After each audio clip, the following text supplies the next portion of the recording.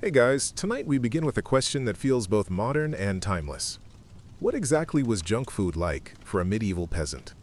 So, before you get comfortable, take a moment to like the video and subscribe, but only if you genuinely enjoy what I do here. The vendors were masters of disguise.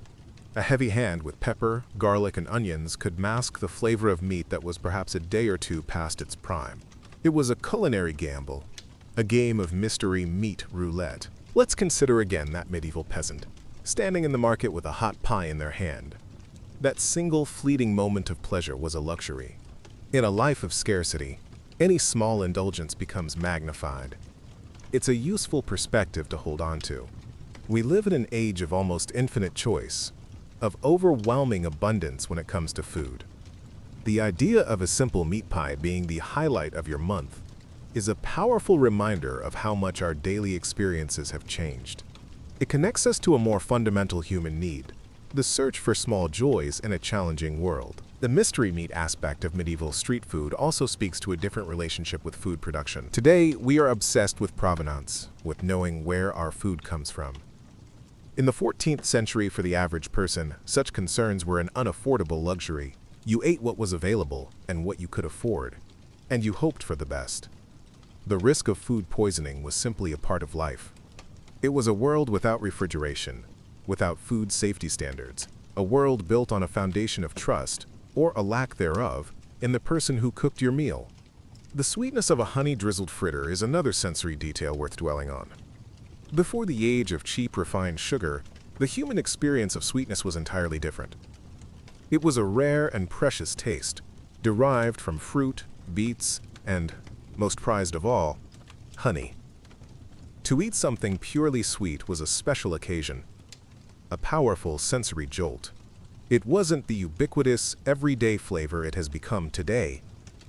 That single bite of a fritter would have lit up the brain's pleasure centers in a way that is hard for us to fully comprehend. Now let's return to the vast, sun-baked plains of Australia.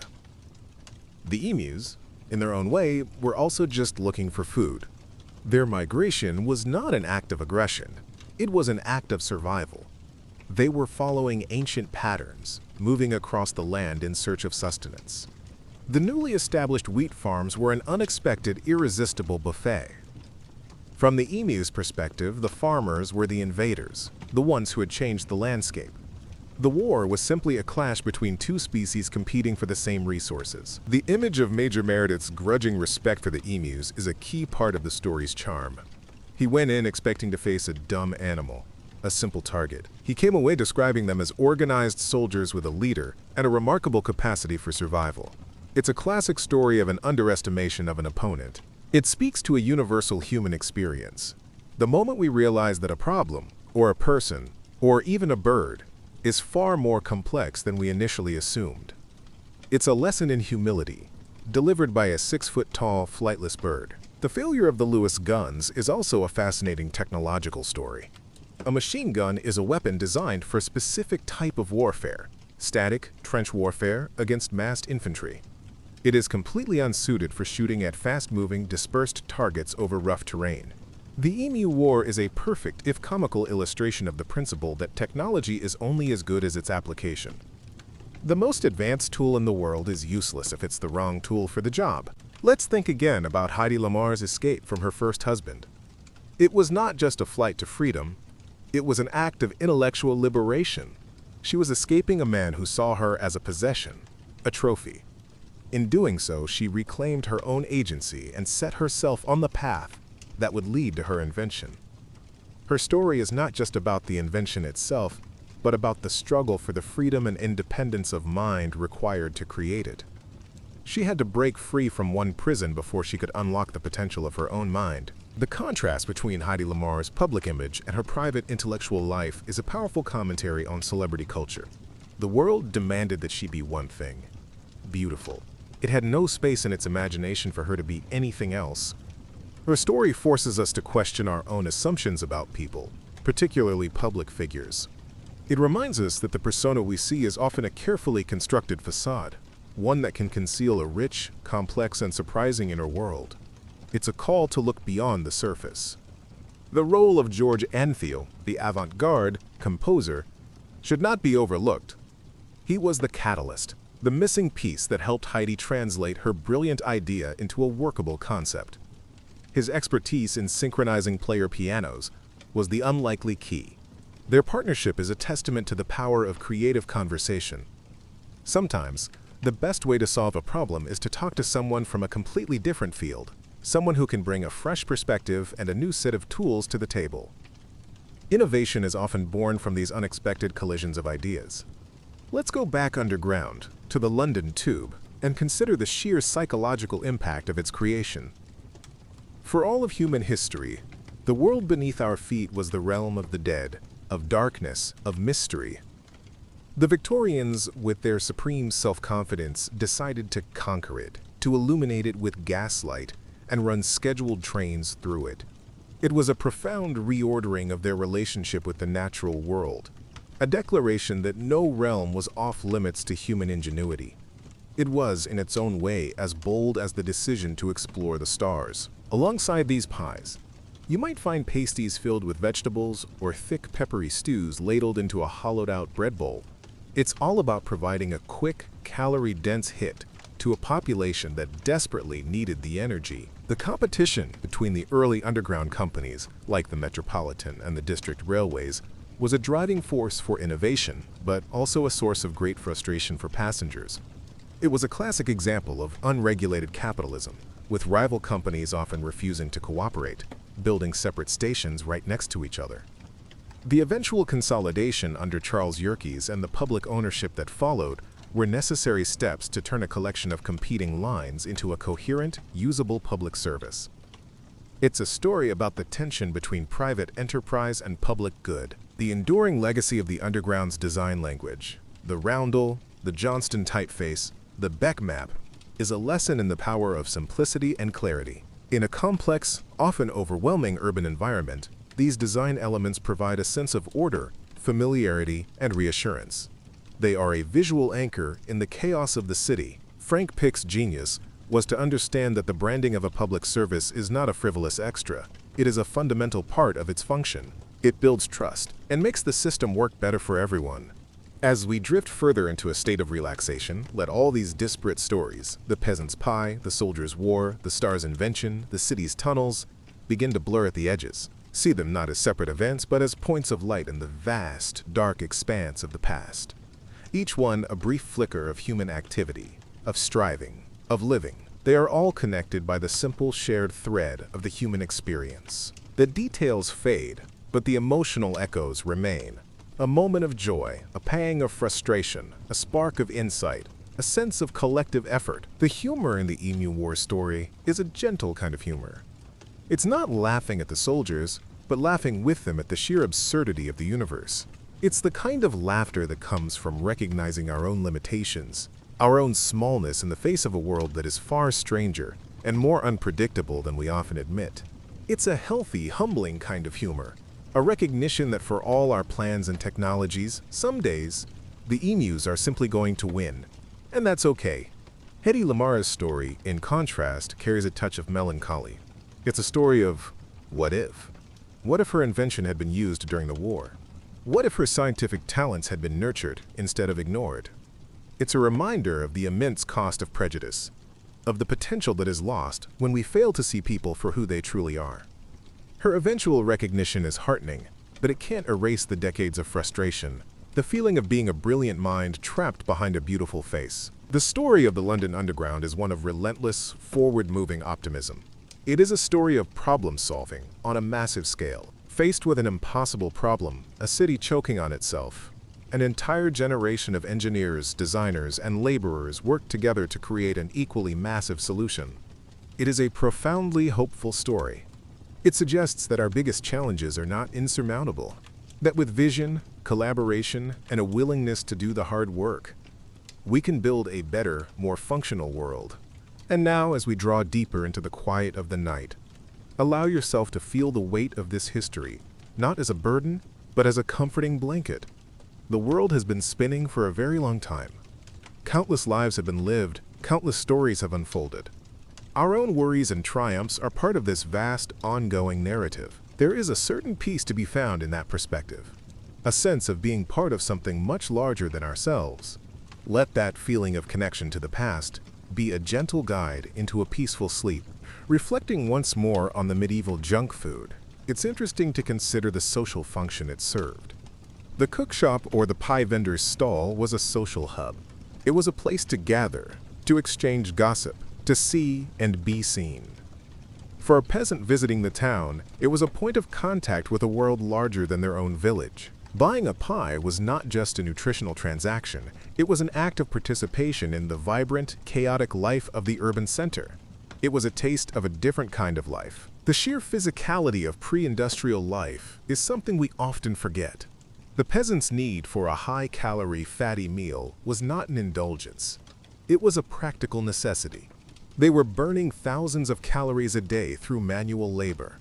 A pie filled with meat and gravy, encased in a thick pastry, was the perfect fuel.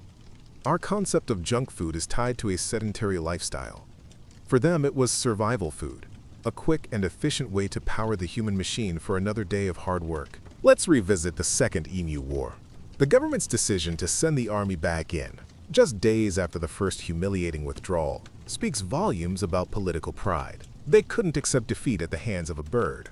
The second campaign was less about solving the emu problem and more about saving face. It was an attempt to rewrite the narrative, to show that the Australian military could, in fact, complete its mission. The fact that it was only marginally more successful just adds another layer of irony to the tale. The junk part of this junk food experience is very literal. The hygiene standards were, to put it mildly, non-existent. The same hands handling the money were shaping the dough. The water source was likely the same dubious river everyone else used. The emu's leader, that Major Meredith described, was likely just a more experienced, warier bird. But his anthropomorphism is telling. He projected a human military structure onto the flock because it was the only way he could make sense of their effective defense. It's a common human trait. We see patterns and intentions, even in random nature, to try and understand the world. Meredith's emu general is a wonderful example of a soldier trying to rationalize an unconventional defeat by giving his enemy a familiar, respectable form. The later life of Hedy Lamarr is a poignant epilogue to her story of invention. She became increasingly reclusive, communicating with the world mostly by phone. She had a few minor shoplifting scandals in her later years, which the media eagerly reported, painting her as a tragic fallen star. It's a sad reflection of how society prefers a simple, often cruel narrative. The complex truth that this woman was a technological pioneer who had been let down by the very system she tried to help was too complicated for the headlines. The fact that Hedy Lamarr and George Antheil's patent was granted under her married name, Hedy Keesler Markey, is a small but significant detail. It was a way of separating her inventive self from her public persona. Hedy Lamarr was the movie star, a creation of MGM. Hedy Keesler Markey was the wife and inventor. This split identity runs through her entire life, a constant tension between the woman she was and the woman the world wanted her to be. The patent is a tangible piece of evidence of that hidden, authentic self. Let's consider the soundscape of the early London Underground. It would have been a cacophony. The hiss and chuff of the steam engine, the screech of metal wheels on metal tracks, the shouts of the guards, all echoing off the curved brick walls of the tunnel. It would have been a sensory assault. The transition to the quieter, smoother electric trains of the deep-level tubes must have felt like a miracle of modern engineering, a sudden leap into a more civilized, futuristic mode of travel. The naming of the underground lines is a history in itself. The Bakerloo line gets its name from a contraction of its route, from Baker Street to Waterloo. The Central Line was so named because it ran through the center of London. The Piccadilly line served Piccadilly Circus. These names, which are now so familiar, were once simple, descriptive labels that helped people make sense of the growing network. They are a form of verbal map, a part of the system's identity that is as important as the visual design. The roundel logo of the Underground is a masterpiece of abstract design. It doesn't depict a train or a tunnel, it's just a circle and a bar. But through decades of consistent use, it has become one of the most powerful symbols of London. It's a testament to the idea that meaning is created through association and repetition. The roundel means underground because for over a century, that's what it has been used to signify. It's a brand identity that has become a piece of public art, recognized and loved around the world. The medieval concept of fast food was fundamentally different from our own. It was not about hyper-efficiency or saving time in a busy schedule. It was for people who literally did not have a kitchen.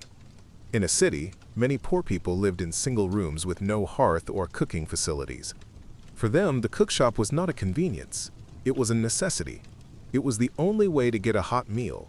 It was an essential part of the urban infrastructure for the city's working poor. The spices used in medieval cooking, like pepper, cloves, and nutmeg, were incredibly expensive, status symbols imported from the East.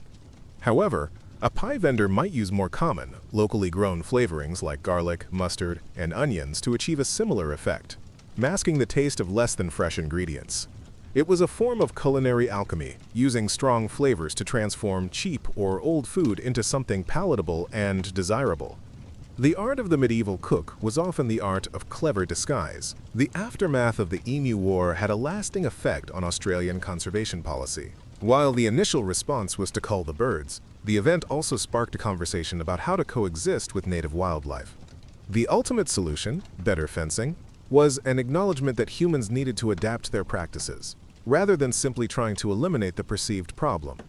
It marked a subtle shift from a mindset of conquest to one of management and coexistence, a lesson learned in the most comical way imaginable. Let's spare a thought for the Fox Movietone cinematographer sent to cover the Emu War.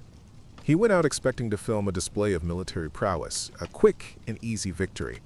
Instead, he found himself documenting a complete farce. His camera, intended as a tool of propaganda, became an instrument of satire. The footage he captured was likely not what his bosses wanted, but it was what made the story immortal. He was the accidental court jester, recording the moment the emperor's new guns failed to work. But what if you had a sweet tooth? Sugar was an astronomical luxury, reserved for the nobility. For you, sweetness comes from nature. You might find a vendor selling fritters, simple batter, fried in lard, and drizzled with precious honey. The rejection of Heidi Lamar's patent by the Navy is a classic example of institutional bias. They were an old, conservative institution, and the idea of taking military advice from a Hollywood actress was simply beyond their comprehension. It didn't fit their worldview. This not invented here syndrome, a tendency to reject outside ideas, is a common failing in large organizations. Heidi's story is a powerful illustration of how this kind of closed-mindedness can lead to missed opportunities of historic proportions. The fact that the principles of frequency hopping were independently developed by others later on doesn't diminish Heidi and George's achievement. It actually highlights the brilliance of their insight. They arrived at a fundamental principle of secure communications decades ahead of the technological curve. They had the right idea long before the tools existed to implement it elegantly. They were true visionaries, people who could see the destination long before the road was built. The construction of the London Underground involved the displacement of thousands of people. The cut-and-cover method required the demolition of entire neighborhoods, often poor, working-class slums. While the project had a noble goal of improving transport for the masses, it came at a high social cost for those who lived in the path of progress. It's a reminder that even the most celebrated engineering achievements often have a hidden human story of disruption and displacement. Progress is rarely painless. The lighting in the first underground stations was a marvel in itself. In an age when most homes were lit by candles or oil lamps, the brightly lit gasoliers of the stations must have seemed incredibly modern and glamorous. They were designed to be reassuring, to counteract the public's fear of the dark, subterranean world. The light was a key part of the marketing, a signal that this new form of travel was safe, civilized, and a part of the bright future. The concept of minding the gap arose because of the unique challenges of the tube. The deep-level tunnels were bored in perfect circles, but the station platforms were, of course, straight. This created a curved gap between the train and the platform at certain stations. The famous announcement was a simple, practical solution to a geometric problem. It has since become one of the most iconic phrases associated with London, a piece of everyday language that has taken on a life of its own. As your mind continues to soften and your breathing deepens, let these stories become a gentle, flowing current. There is no need to hold on to any single detail. The purpose is not to learn, but to listen. To let the rhythm of the words, the cadence of the narrative, be a soothing sound that fills the quiet space of your room. It is history as a lullaby, a collection of whispers from the past, designed to quiet the noise of the present and ease you into a state of deep and restful peace. Imagine the texture of the coarse, dark bread of the medieval peasant. It would have been dense, chewy, and slightly sour from the starter. It was the original daily bread, the absolute staple of life. A meal was not a meal without it. The pie pastry, while also a form of bread, would have been a different experience entirely, enriched with lard or suet, making it shorter, flakier, and a vessel for savory, hot filling. It was the difference between sustenance and a treat. The smell of the medieval town market would have been an overwhelming assault on the senses. The scent of livestock, unwashed bodies, wood smoke, and rotting refuse would have mingled with the more appealing aromas of baking bread and roasting meat from the cookshops. It was this vibrant, chaotic, and pungent atmosphere that formed the backdrop for our peasants' junk food experience. The taste of the pie would have been inseparable from the sounds and smells of the place where it was eaten. The very concept of an emu war plays on our understanding of what a war is. We think of nations, ideologies, and armies. To apply that term to a pest control operation is inherently comical. The story's enduring appeal lies in this mismatch of scale. The language of warfare, campaigns, tactics, leaders, victory, defeat, is applied to a situation where it is completely, hilariously inappropriate. It's a joke built on a single, brilliant category error. The 10,000 rounds of ammunition allotted for the first Emu War campaign is a staggering number. It speaks to the military's confidence, or perhaps arrogance, going into the operation. They truly believed they were going to engage in a wholesale slaughter. The fact that they used so much ammunition for so few results is the statistical punchline of the entire affair. It quantifies the failure in a way that is both precise and absurd. Each of those 10 bullets per emu tells a tiny story of missed shots and surprising resilience. These fritters would be a revelation. The glorious crunch, the rush of fat and sweetness, a stark contrast to your usual fare of bland pottage. It's a moment of pure, unadulterated pleasure in an otherwise grueling existence. Let's consider Heidi Lamar's father and the walks they took in Vienna. This is the origin story of her scientific mind. He didn't just show her the world, he explained it. He cultivated her curiosity and taught her to see the hidden mechanics behind the visible surface of things. This early education was the foundation upon which her later invention was built. It's a beautiful testament to the power of a parent's ability to shape a child's mind, to instill a lifelong love of learning and inquiry. The name frequency hopping is so simple and descriptive, it perfectly captures the essence of the idea. Heidi's genius was not just in having the idea, but in being able to conceptualize it and articulate it so clearly. She saw the problem, a single jammable frequency, and proposed an elegant, dynamic solution. The name itself is a part of the invention's brilliance, reducing a complex concept to two simple, understandable words. It's a model of clear thinking. The navvies who built the London Underground were the unsung heroes of the story. They were the muscle that made the vision a reality. Their work was incredibly dangerous. Tunnel collapses, underground floods, and accidents were common. They were paid relatively well for the time, but their life expectancy was low. They were a transient, often ostracized community, but their labor created one of the world's great engineering marvels. The tube is as much a monument to them as it is to the engineers who designed it. The early marketing of the underground is fascinating. The posters commissioned by Frank Pick were not just advertisements, they were works of art. He hired some of the best artists and designers of the day to create posters that sold a lifestyle, not just a train ride. They depicted idyllic suburban homes, beautiful countryside, and cultural attractions, all now easily reachable by the tube. The message was clear.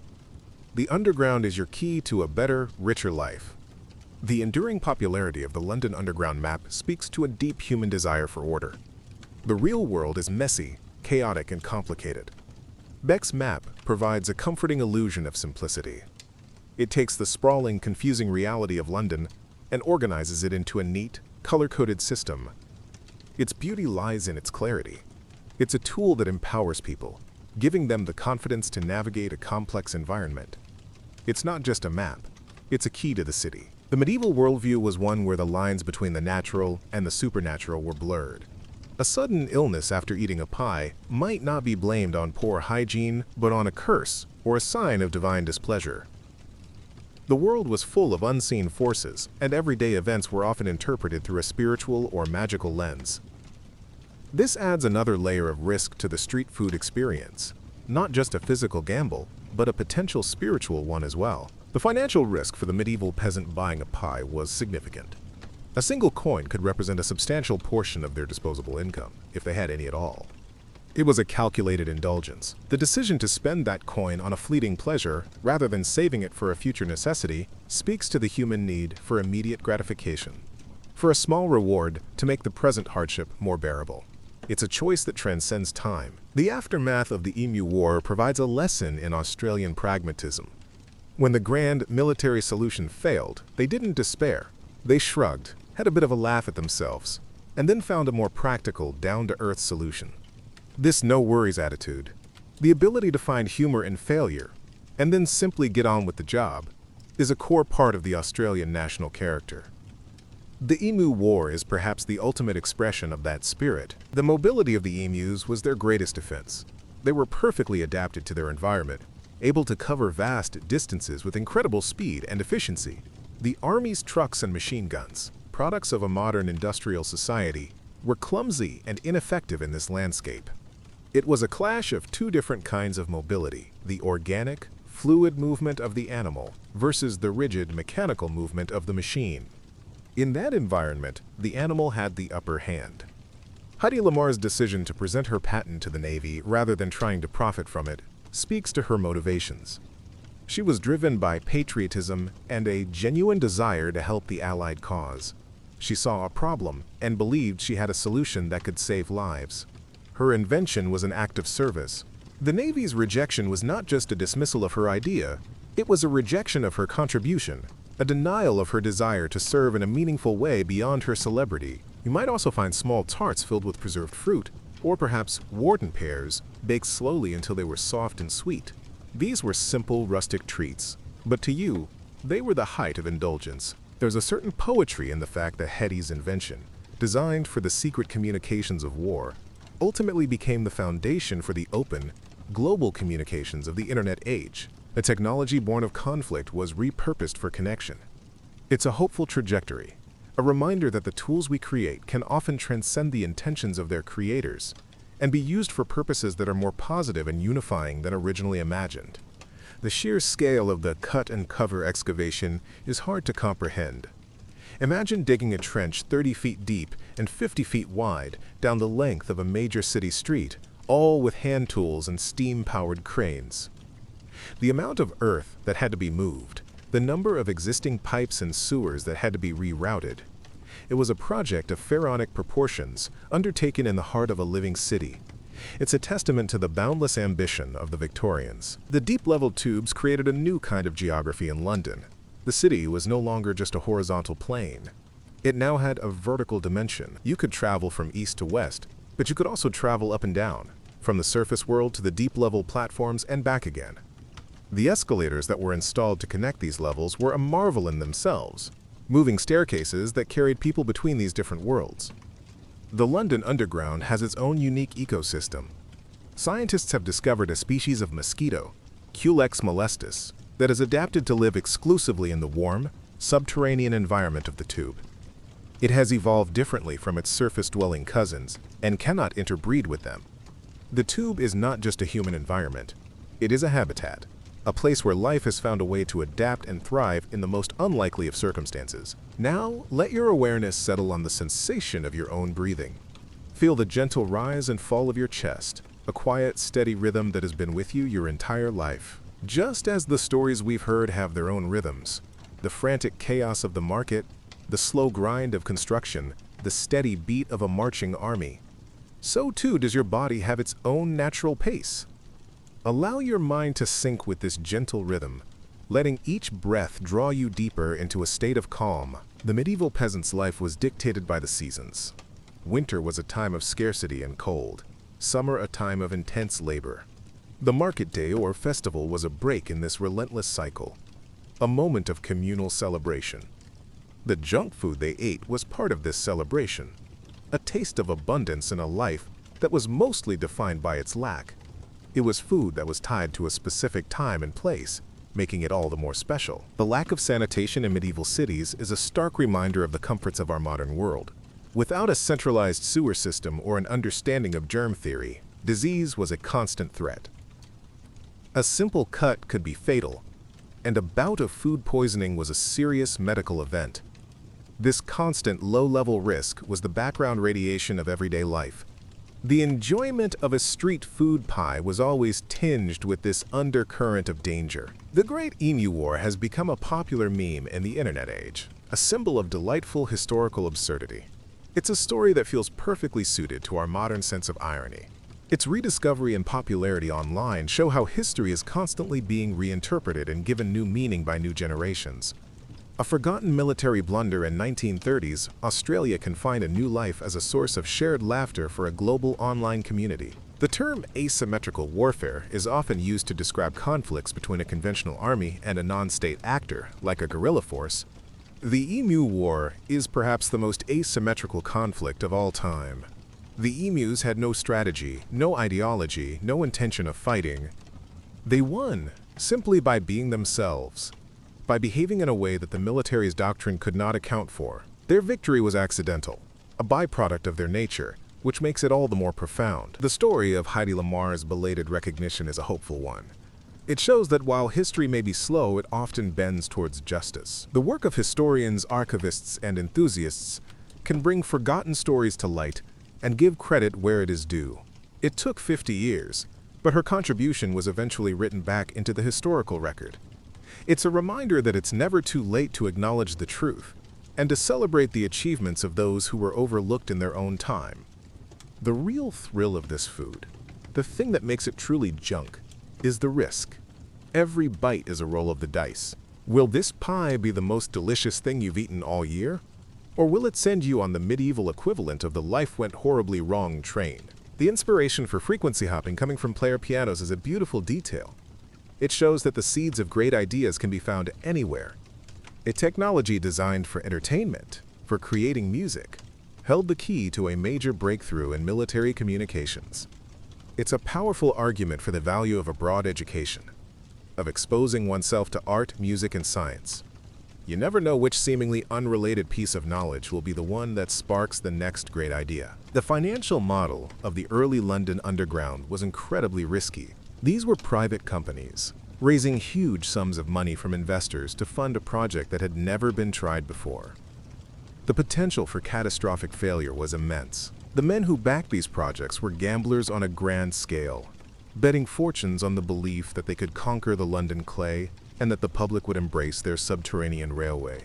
Their success changed the face of urban development forever. The ghost stations of the London Underground are a fascinating and eerie part of its history. There are dozens of stations that were closed over the years due to low passenger numbers or changes in the network. They still exist, abandoned platforms and decaying passages hidden in the darkness between the active stations. They are time capsules, remnants of a past version of the city, haunted by the ghosts of commuters from another era. The social etiquette of the tube is an unwritten code of conduct that every Londoner understands. You don't make eye contact. You keep your music to yourself. You always stand on the right on the escalator. These are the small rituals that allow millions of people to share a confined space with a minimum of friction. It's a form of silent, collective choreography, a dance that is performed every day by the city's inhabitants. As we near the end of our journey tonight, feel the boundaries of your own awareness begin to dissolve. Let the stories, the details, and the analyses all fade into a soft, indistinct background hum. All that matters now is the feeling of comfort, the sense of security, and the gentle pull of sleep. You have taken a long journey through time, and now it is time to rest. There is nothing more to do, nothing more to think about. Just be present in this moment of quiet. The medieval peasants' relationship with authority was one of obligation and deference. They worked the lord's land and paid him a share of their produce. The town, with its market and its relative freedom, was a different world. Buying a pie from a vendor was a simple commercial transaction, an exercise of their own limited economic power. It was a small taste of the freedom and anonymity that urban life could offer.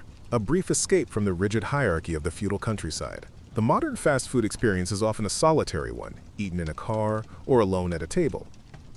The medieval cookshop, by contrast, would have been a communal experience. You would have eaten your pie standing shoulder to shoulder with strangers, all of you sharing in the same simple pleasure. It was a moment of shared humanity, a brief connection forged over a hot meal in a crowded street. The food was not just nourishment for the body, but also for the social soul. The failure of the Emu War can be seen as a failure of intelligence in the military sense. The army went in with no real understanding of their enemy's behavior, capabilities, or patterns. They assumed it would be like shooting at stationary targets. Their lack of reconnaissance and their rigid adherence to conventional tactics led directly to their failure. It's a timeless military lesson. Know your enemy. In this case, the enemy was just better at being an emu than the army was at hunting one. The legacy of the Emu War in Australian culture is one of fond embarrassment. It's a story that is told to poke fun at the authorities and to celebrate the underdog, even if the underdog is a large, flightless bird. It captures a certain anti-authoritarian streak in the national psyche, a delight in seeing the powerful and pompous brought low by something simple and unexpected. It's a story that reinforces the idea that Australia is a place where the normal rules don't always apply. The fact that Hattie Lamar's beauty was both a blessing and a curse is the central tragedy of her life. It gave her fame, wealth, and a way out of a dangerous marriage. But it also trapped her, preventing the world from seeing her true intellectual gifts. Her story is a profound exploration of the complexities of female identity, of the struggle to be seen as more than just an object of desire. She wanted to be valued for her mind, but the world could not see past her face. Contemporary accounts are full of warnings about the cookshops of London and other cities. They were notorious for selling reheated leftovers, tainted meat, and pies filled with things that were best left unexamined. The expiration of Heidi's patent without her earning any money from it is a stark reminder of how slowly the wheels of innovation can turn. She had an idea that was 50 years ahead of its time. The world simply wasn't ready for it, technologically or culturally. By the time the world caught up, her legal claim to the idea had vanished. It is a frustrating, but not uncommon story in the history of invention. The pioneer often clears the path, but it is the settlers who follow who reap the rewards. The London Underground was the world's first, and it became the template for similar systems in cities across the globe, from New York to Paris to Tokyo. It was a proof of concept. The success of the Metropolitan Railway showed the world that urban mass transit was not only possible, but also profitable and essential for the growth of a modern city. London's bold experiment became the blueprint for the future of urban life everywhere. The resilience of the London Underground is one of its defining characteristics. It has survived 2 world wars, terrorist attacks, and the relentless wear and tear of over 150 years of continuous operation. It is a system that is constantly being repaired, upgraded, and renewed. It is a symbol of London's own ability to endure, to adapt, and to carry on. It is a living piece of history that is still making history every day. The collective memory of the Tube as a bomb shelter is a powerful part of London's identity. It created a deep, emotional bond between the city and its transport system. The Underground was no longer just a way to get to work. It was a savior, a protector. That shared experience of sheltering in the tunnels forged a sense of community and solidarity that has lasted for generations. It infused a piece of public infrastructure with a powerful emotional resonance. Feel a wave of relaxation begin at the top of your head and slowly wash down through your entire body. Let it release any tension in your forehead, your jaw, your neck. Let your shoulders drop and feel the weight of your body sinking comfortably into the surface beneath you. Each story we've told has come to its end. The peasant has finished his pie, the emus have scattered, the invention is in the world, the train has reached its station. All is quiet, all is still. Consider the raw materials of the peasant's pie: flour, water, salt, lard, and whatever meat could be found. These are simple, elemental ingredients. The transformation of these basic components into a hot, savory meal is a small act of magic, a piece of everyday alchemy. It's a testament to human ingenuity, to our ability to take the raw stuff of the world and create something that provides not just sustenance, but also comfort and joy. The medieval market was a place of sensory overload. For a peasant accustomed to the quiet rhythm of the countryside, the sheer density of people, sounds, and smells would have been exhilarating and intimidating. It was a different world, operating at a different speed. The experience of the town was a temporary escape, a glimpse into a faster, more complex, and more anonymous way of life, before the long walk back to the familiar quiet of the village. The decision to send a cinematographer with the Emu War expedition reveals the government's initial confidence. They expected a public relations victory. They wanted to create a newsreel that would show the nation how they were supporting the farmers. The plan backfired spectacularly. The camera, intended to document a triumph, ended up documenting a failure, turning a military operation into a piece of unintentional physical comedy. It's a perfect example of the gap between expectation and reality. The emu's physical toughness was a key factor in its victory. Major Meredith's report that the birds could take multiple bullets and keep running sounds almost mythical, but it speaks to the resilience of a creature adapted to a harsh environment. They were not fragile. This physical durability, combined with their speed and unpredictable movement, made them an unexpectedly formidable opponent for a military that was used to more straightforward and more fragile targets. Hedy Lamarr lived a life of incredible contrasts. She moved from the intellectual salons of Vienna to the scandalous film sets of Prague, from the opulent mansions of an arms dealer to the glamorous sound stages of Hollywood. She was at home in conversations about art, music, and science. This incredible range of experience is what made her so unique. Her invention was not born in a laboratory, but out of the extraordinary, almost unbelievable trajectory of her own life. Yet, people flock to them. Because when your life is defined by hardship, a small, affordable, and potentially hazardous moment of savory, fatty joy is a risk worth taking.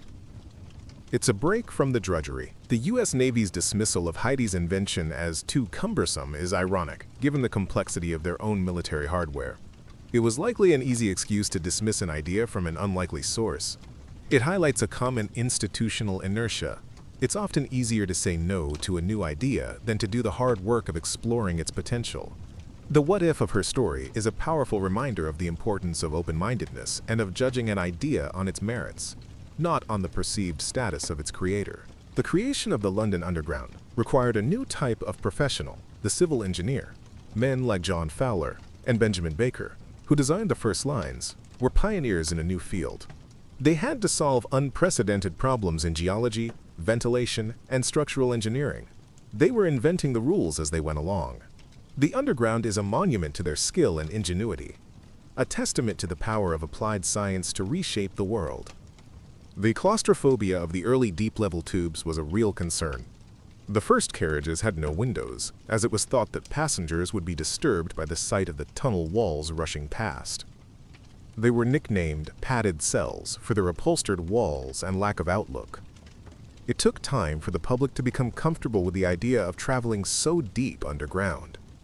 The system's design had to evolve to address not just the physical comfort of the passengers, but their psychological comfort as well. The iconic Johnston typeface, with its clean lines and simple geometry, was a radical departure from the ornate, decorative lettering of the Victorian era. It was a statement of modernity. Frank Pick chose it because it was legible, humane, and forward-looking. He wanted the underground to feel like a part of the 20th century, not a relic of the 19th. The typeface was a key part of this rebranding, a visual signal of a new, more efficient, and more democratic era of travel. Your mind is a quiet, open space now. The stories have passed through, leaving behind only a gentle sense of peace. There is a comfortable distance between you and the waking world. Let any remaining thoughts drift by like clouds in a calm sky, acknowledging them without holding on. Your only task now is to rest, to allow your body and mind the deep, restorative peace they deserve. You are safe, you are comfortable, and you are ready for sleep. The life of a medieval peasant was deeply connected to the earth. They knew the soil, the plants, the patterns of the weather. Their food came directly from the land they worked. The pie from the town market was an anomaly, food prepared by a stranger, with ingredients of unknown origin. It was a brief disconnection from their own food source, a taste of the more complex and more anonymous food system of the city. The social structure of the medieval period was rigid. But the town market was a place where those structures were temporarily relaxed. Lords, merchants, artisans, and peasants all mingled in the same crowded space. It was a great leveler. In the queue for a pie, a person's status mattered less than the coin in their hand. It was a small, temporary pocket of a more egalitarian world. The Australian government's bounty system for emus was, in essence, a crowdsourced solution. Instead of a small, centralized military force, they mobilized a large, decentralized network of farmers and hunters. It was far more efficient and cost-effective. It's a lesson that is still relevant today. Sometimes, the best way to solve a widespread problem is to empower the local community to tackle it themselves, rather than relying on a top-down intervention. The legend of the Emu War has grown over time. Some popular retellings claim the emus used perfect military tactics and even sacrificed themselves to jam the machine guns. While these embellishments are not true, they speak to our desire to create a good story. We have elevated the emus from simple animals to cunning warriors because it makes the story of their victory even more satisfying and the humans' defeat even more comical. We have made them the heroes of their own myth. Hattie Lamar's 6 marriages are often cited as evidence of a troubled life, but they can also be seen as a reflection of her refusal to settle for a life that didn't fulfill her. She was a woman of immense intelligence and spirit, and she was looking for a partner who could match her. Her series of marriages can be read not just as a story of failure, but as a story of a relentless, if ultimately unsuccessful, search for an equal partnership. It was a simple transaction. You hand over a coin you can barely afford to spare, and in return you get something hot and flavorful. You get to participate in the life of the town, to eat something someone else cooked, just for a moment. The belated awards and recognition Hattie received in the 1990s came at the dawn of the public internet age, the very era that her invention helped to create. There is a beautiful symmetry to this. Just as the world was beginning to fully experience the wireless freedom that she had envisioned, her role in its creation was finally being acknowledged. The technology she helped to birth was the same technology that allowed her forgotten story to be rediscovered and shared around the globe. The London Underground is a city beneath the city. It has its own rules, its own culture, its own unique geography. For the millions who use it every day, it is a familiar, almost subconscious part of their routine. They navigate its complex network with an ease that would have seemed miraculous to its creators. It has become so integrated into the fabric of London life that it is almost impossible to imagine the city without it. The constant rumble of the tube trains, which can be felt in the cellars and foundations of buildings all over London, is like a faint, mechanical heartbeat.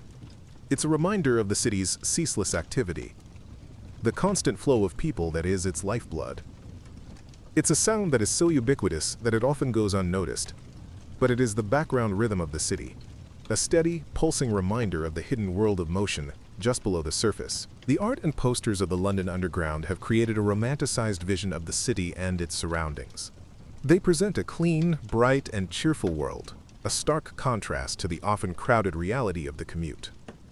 This aspirational imagery is a key part of the Underground's brand. It sells not just a journey, but the idea of a journey, the promise of a beautiful destination at the end of the line. It's a form of public art that is also a highly effective marketing tool. You are now drifting in a peaceful space between wakefulness and sleep. The stories are gone, the analysis has faded. All that is left is a quiet sense of calm. Your body is heavy and relaxed. Your mind is still and clear. There is only the gentle rhythm of your breath, carrying you forward on a slow, steady current towards the shores of deep and restful sleep. Let go of everything. There is only this moment of profound peace. The taste of that medieval pie, that one small indulgence, would have lingered in the peasant's memory for weeks. In a life of sensory monotony, a powerful new taste was a major event. It would have been something to talk about, to dream about, a benchmark against which all other food was measured. It was more than a meal. It was a memory, a story to be told and retold. The concept of a street in a medieval town was different from our own. It was not just a thoroughfare for traffic. It was a public living room, a workshop, a marketplace. Life spilled out from the buildings into the street. The pie vendor's stall was a natural part of this chaotic, multi-purpose public space. To eat on the street was not an exception, it was the norm. The humor of the Emu War is rooted in the reversal of expectations. We expect humanity, with its technology and intelligence, to be the master of the natural world. This story playfully subverts that expectation. It's a gentle satire on human pride and the folly of underestimating nature. The emus don't have to be clever. They just have to be emus, and that is enough to defeat the might of the military.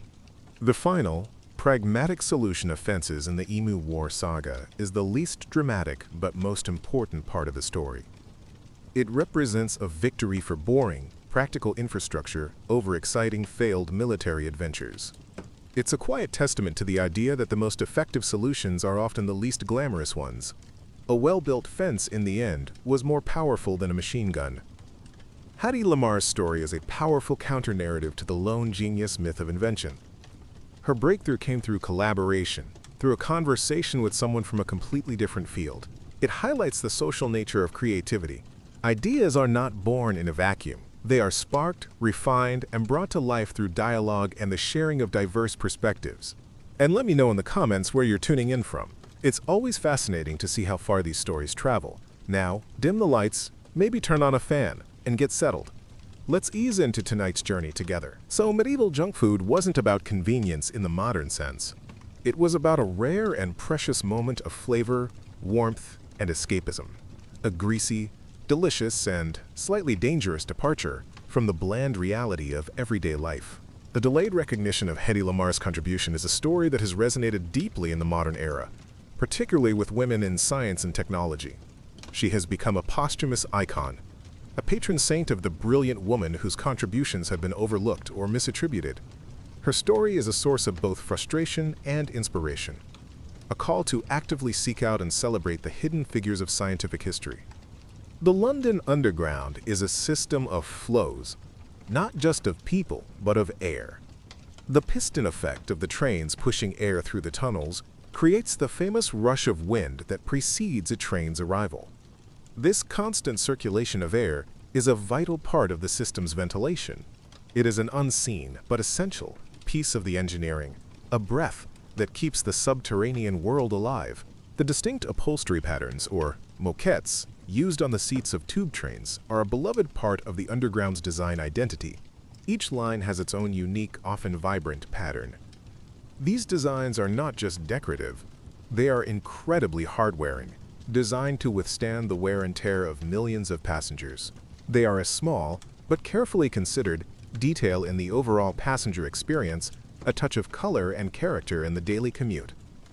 The Mind the Gap announcement is now so famous that it is printed on t-shirts, mugs, and souvenirs. It has transcended its original purpose as a safety warning and become a piece of cultural shorthand for London itself. It is a perfect example of how the most mundane elements of our daily lives can, over time, accrue a powerful cultural significance. A simple phrase can become an icon. The world is quiet now. The stories have been told. The journey is over. All that remains is the soft, gentle darkness and the steady, peaceful rhythm of your own breathing. You have given your mind permission to let go, to drift, to float into the calm and restorative embrace of sleep. There is nothing to hold on to, nothing to figure out. Just the simple, effortless act of letting go. The medieval pie vendor was a small business owner and entrepreneur.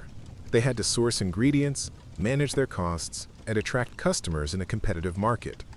Their success depended on their skill, their reputation, and perhaps their willingness to cut a few corners. They were a vital part of the urban economy, turning agricultural surplus into convenient, value-added products for the city's population. Let's consider the pottage, the peasant's daily stew. It was a pot that was rarely empty, constantly being topped up with water and whatever vegetables or grains were available. It was a living, evolving meal, its flavor changing subtly from day to day. The monotony of this dish is what made the sudden, sharp, savory flavor of a meat pie so incredibly potent. The pleasure of the treat was defined by the blandness of the everyday. The public ridicule that ended the first Emu War campaign shows the power of public opinion, even in the 1930s. The government could withstand the emus, but it could not withstand being laughed at. The political cost of the embarrassment became higher than the cost of the emu problem itself. It's a timeless political lesson. Never underestimate the power of a good joke at your expense.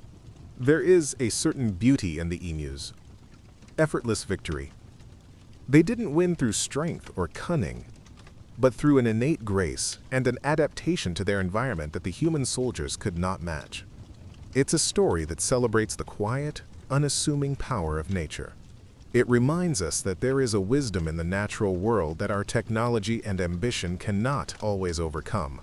Hedy Lamarr's scientific curiosity was a deeply ingrained part of her personality, a thread that runs through her entire life. From her childhood walks with her father to her tinkering in her Hollywood trailer, she was always asking questions, always trying to understand how things worked. This innate curiosity is the hallmark of a true scientist. It is a way of seeing the world not as a fixed reality, but as a series of fascinating problems to be solved. And now, as the taste of that imaginary medieval pie fades, let's let our minds drift across the globe and forward in time to a story that is somehow both completely true and utterly unbelievable. We're heading to 1930s Australia, a land of vast plains, resilient settlers, and a rather formidable feathered adversary. This is the story of a conflict so bizarre it sounds like a joke, but I assure you it was quite real. It's the story of the Great Emu War. After the First World War, the Australian government encouraged returning soldiers to take up farming, settling them on marginal lands in Western Australia. These new farmers, already struggling with the harsh environment, were about to face an enemy they never anticipated. The transformation of Hedy's secret communication system into the foundation of Wi-Fi is a story of technological abstraction. The core principle, spreading a signal over multiple frequencies, was separated from its original mechanical implementation, player pianos, and applied in a new, electronic context. This ability to see the underlying principle and apply it in new ways is the engine of technological progress. The construction of the London Underground was a constant battle against water. The engineers had to tunnel below the water table, through waterlogged clay, and even under the River Thames. They used compressed air to keep the water out of the tunnels, and developed sophisticated pumping systems to keep the finished lines dry. The tube is not just a triumph of digging, it is a triumph of waterproofing, a testament to the relentless struggle against the natural tendency of a hole in the ground to fill with water. The ticketing system of the London Underground has evolved dramatically over its history, from individual paper tickets collected by hand to the seamless, contactless technology of the modern Oyster card and bank cards. This evolution reflects the broader history of technology itself, a constant drive towards greater speed, efficiency, and automation. The simple act of paying for a journey is a microcosm of a century of technological change. The cultural impact of the London Underground is immeasurable. It has shaped the city's literature, from the detective stories of Sherlock Holmes to the fantasy world of Neil Gaiman's Neverwhere. It has inspired musicians from the jams down in the tube station at midnight to the classical compositions of a more modern era. It is a physical space that has also become a powerful landscape of the imagination. You are on the very edge of sleep now. Your thoughts are slow, distant, and dreamlike. The world of stories has faded, and a new world of your own dreams is beginning to form. Allow yourself to cross that threshold. Let go of the last thread of wakefulness and sink into the deep, welcoming quiet. The night is here to hold you, to restore you. Surrender to its peace. The simple, handheld nature of the medieval pie was its key innovation. It was an edible plate, a self-contained meal that required no cutlery and no table. It was the ultimate in portable food technology for its time. This focus on convenience, on creating a food that fits the practical needs of the consumer, is a principle that has driven the evolution of fast food for centuries. The fear of food from a medieval cookshop was not just about illness, but also about deception. There were widespread stories of vendors using unsavory or even forbidden ingredients, such as the meat of cats or dogs, and disguising it in their pies. While likely exaggerated, these fears speak to a deep-seated anxiety about the anonymity of urban life. In a city, you didn't always know the person who was feeding you, and that lack of personal connection was a source of great suspicion. The two Lewis guns used in the Emu War became, in a way, the main characters of the story. Their repeated failures, their jamming at the crucial moment, their inability to perform the task for which they were designed, it gives them an almost human quality of incompetence. They are the physical embodiment of the military's hubris, the sophisticated tools that were rendered useless by the simple, chaotic reality of nature. The story of the Emu War is, in a way, a founding myth for a certain type of Australian identity: resourceful, skeptical of authority, and possessing a dry, self-deprecating wit. It's a story that says more about the people who tell it than it does about the historical event itself. Its enduring popularity is a reflection of the values and sense of humor that the nation likes to see in itself. The dual legacy of Hedy Lamarr, as both a screen siren and a tech pioneer, is a challenge to our tendency to categorize people. Her life reminds us that people can be more than one thing, that beauty and intelligence are not mutually exclusive, that a person's public persona is rarely the whole story. She was a living paradox, and in her complexity she reveals the limitations of our own simple labels. The year is 1932, and the Great Depression has its grip firmly on the world. For the wheat farmers of Western Australia, things are particularly dire. On top of the economic collapse, a massive migration is underway. 20,000 emus, in their seasonal search for water, have descended upon the freshly cultivated farmlands of the Campion district. Emus, if you're not familiar, are large, flightless birds, second only to the ostrich in size. They are surprisingly fast, remarkably tough, and possess an insatiable appetite for wheat. For the struggling farmers, this wasn't just a nuisance. It was an existential threat, a feathered plague devouring their livelihoods before their very eyes. The rediscovery of Heidi's patent in the late 1950s was a matter of pure chance. It was found by engineers who were looking for prior art in the field of spread-spectrum technology. It was a lucky accident, a historical connection made in the dusty archives of the Patent Office. It's a reminder that history is not always a neat, linear progression, but is often shaped by serendipity, by a chance discovery that changes everything. The London Underground map is a lie, but it is a beautiful and useful lie. It sacrifices geographical accuracy for the sake of clarity. This trade-off is at the heart of all good information design. The map's creator, Harry Beck, understood that what passengers needed was not a perfect representation of reality, but a simple tool to help them get from A to B. He understood that sometimes a simplified version of the truth is more helpful than the complex truth itself. The constant work of maintaining and upgrading the London Underground is a monumental and largely invisible task. Every night, after the last train has run, an army of engineers and maintenance workers, known as the fluffers, descends into the tunnels to clean, inspect, and repair the system. It is a hidden, nocturnal world of labor that keeps the city moving during the day. The smooth functioning of the system is the result of this relentless, unseen effort. The sound of the train wheels on the tracks of the London Underground has its own musical quality. It's a rhythmic, percussive sound that has been sampled by musicians and has become an integral part of the city's sonic identity. It is the music of motion, the sound of millions of journeys, a steady, driving rhythm that underpins the life of the city. For those who know it well, it is a strangely comforting sound. And now, there is only silence. The stories have all been laid to rest. The echoes of the past have faded. All that is left is the deep, profound stillness of the night. Your mind is quiet. Your body is at ease. You are floating in a peaceful void, a gentle space of pure potential, on the verge of the restorative world of dreams. Let the last vestiges of thought dissolve into this calm, and allow yourself to drift completely. From the simple, savory bite of a peasant's pie to the complex, silent dance of wireless signals, history is a collection of solutions to problems. How to get a hot meal, how to protect a crop, how to send a secret message, how to move 1 million people. The stories we've shared tonight are just a few answers from the endless exam of human existence. As you drift off, know that you are part of the same long story. Your own life is a collection of answers, of small triumphs and gentle learnings.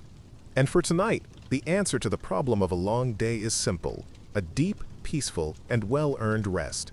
Sleep well. Narration LIPSA. A deputation of these ex-soldier farmers, men who had faced machine guns and artillery in the trenches of Europe, went to the government with a desperate plea. They knew how to handle a rifle, but they were simply overwhelmed by the sheer numbers and the cunning of the birds. They requested military assistance. Specifically, they asked for the deployment of machine guns. The Minister of Defense, Sir George Pierce, himself a veteran, was sympathetic. He saw a certain, perhaps twisted logic in the request. It would be good target practice for the gunners, and the military could be seen as helping the beleaguered agricultural community. The decision was made.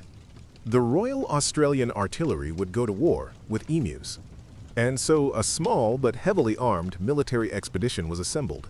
It was led by Major G.P.W. Meredith of the 7th Heavy Battery of the Royal Australian Artillery. He was accompanied by 2 soldiers, Sergeant S. McMurray and Gunner J. O'Halloran. Their primary armament consisted of 2 Lewis automatic machine guns and 10,000 rounds of ammunition. A Fox movie-tone cinematographer was even sent along to capture what was expected to be a swift and decisive victory for humankind. With their modern weaponry and military training, they believed this war would be over in a matter of days. The emus, however, had other plans. They were about to teach the Australian Army a lesson in asymmetrical warfare. The first engagement took place on the 2nd of November, 1932. The soldiers spotted a flock of about 50 emus. This was it, the moment of truth. They set up their Lewis gun, took careful aim, and waited for the birds to get into perfect range. But emus, it turns out, are not a stationary target. Before the gunners could get a clean burst, the flock scattered in all directions, running at incredible speeds. The initial volley of machine gun fire was wildly inaccurate, kicking up dust and achieving little else. A second, smaller flock was engaged later that day, but the birds proved to be, in Major Meredith's own words, as hard to hit as a feather in a whirlwind. The day ended with a handful of dead emus and a significant expenditure of ammunition. It was an ominous start. The military strategists, undeterred by their initial failure, decided to change tactics. They planned an ambush near a local dam, where they knew over 1,000 emus were congregating.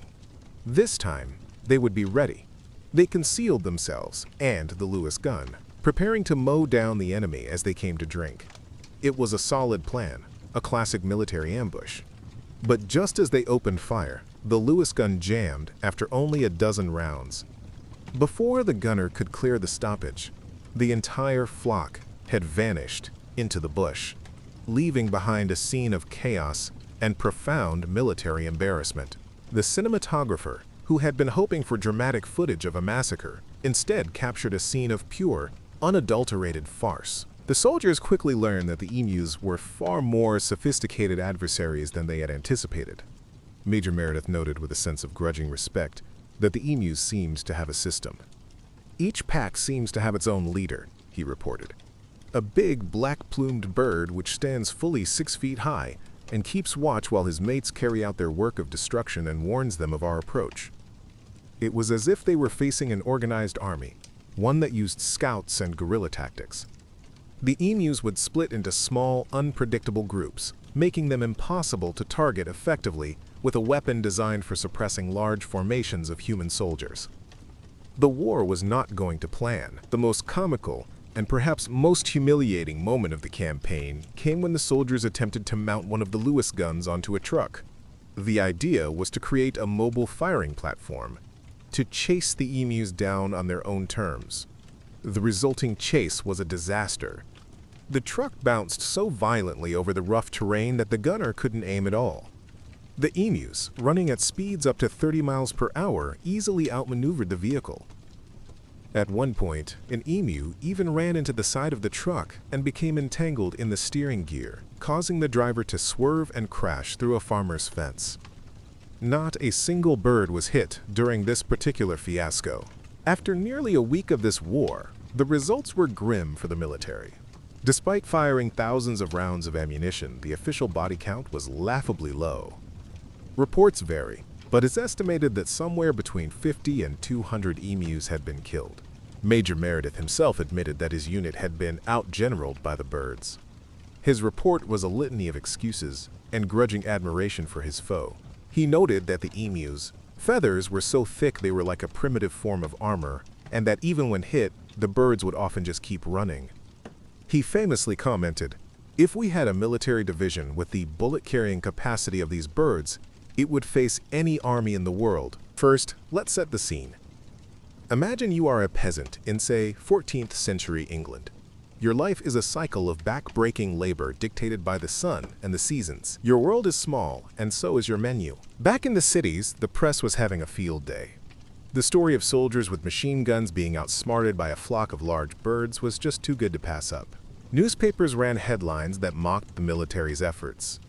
A conservationist in the Australian Parliament dryly commented that the war should be called off, and instead, medals for valor should be awarded to the emus who had won every round so far. The public perception of the campaign had shifted from a necessary intervention to a national embarrassment.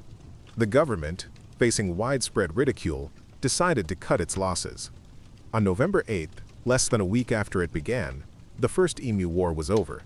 The military was ordered to withdraw. The withdrawal of the troops was a clear victory for the emus. Major Meredith and his men returned to their barracks, leaving the farmers to fend for themselves once again.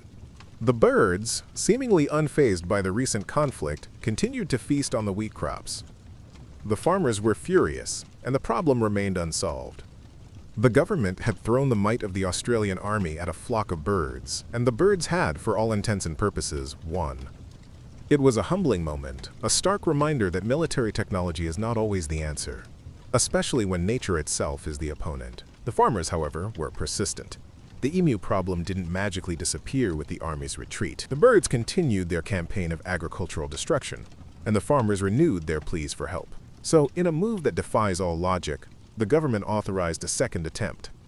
On November 12th, just 4 days after the initial withdrawal, Major Meredith was sent back into the field. This time, the government hoped things would be different. The military was perhaps a bit more experienced, a bit more prepared for the emus, unconventional tactics. The Second Emu War was on. The second campaign was, arguably, slightly more successful than the first, though that's not a particularly high bar to clear. The gunners had learned from their mistakes. They were more patient, they used different tactics, and they managed to achieve a higher kill rate. Over the next month, they managed to kill a reported 986 emus, using nearly 10,000 rounds of ammunition to do so. This means it took, on average, about 10 bullets to kill a single emu. It was hardly an efficient operation, but from the military's perspective, it was a marginal improvement over the complete and utter failure of the first attempt. But even with this improved performance, the fundamental problem remained. There were still tens of thousands of emus in the region. Killing 1,000 of them was, in the grand scheme of things, a drop in the bucket. The military operation was expensive, it was still a subject of public amusement, and it wasn't solving the core issue. By December of 1932, the government had had enough. The second campaign was called off, and the military was withdrawn for good. The Great Emu War was officially, and finally, over. The final tally, 2 short campaigns, tens of thousands of bullets fired, and a bird population that was still very much thriving. In the aftermath, the government realized that military intervention was not the answer. Instead, they turned to a more practical, if less dramatic, solution. They established a bounty system, encouraging farmers and hunters to cull the emus themselves. This proved to be far more effective than the machine guns had ever been. Over a 6-month period in 1934, over 57,000 bounties were claimed. Alongside the bounty system, the government also invested in better infrastructure, helping to build stronger emu-proof fences to protect the farmlands. It was a solution born of pragmatism, not military might. The legacy of the Great Emu War is a strange and wonderful thing.